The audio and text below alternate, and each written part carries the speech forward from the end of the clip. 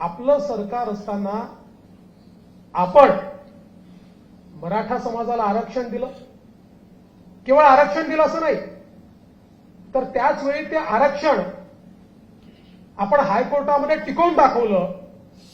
सर्वोच्च न्यायालयामध्ये आपलं सरकार असेपर्यंत ते टिकलं. आपलं सरकार गेल्यानंतर त्याच्यावर स्थगिती आली. आणि आता हेच लोक मोठी तोंड करून सांगतात. मला तर आश्चर्य वाटतं, ज्यावेळी उद्धव ठाकरे आरक्षणाच्या संदर्भात बोलतात, कारण त्यांची तर भूमिका होती, मंडल आयोगाला विरोध करणारे हे लोक होते. ओबीसीला आरक्षण देऊ नये म्हणून त्या ठिकाणी मंडल आयोगाच्या विरोधात भुजबळ का बाहेर पडले त्या काळामध्ये? कारण तुम्ही मंडल आयोगाला विरोध केला होता आणि आता तुम्ही तोडवर करून सांगताय.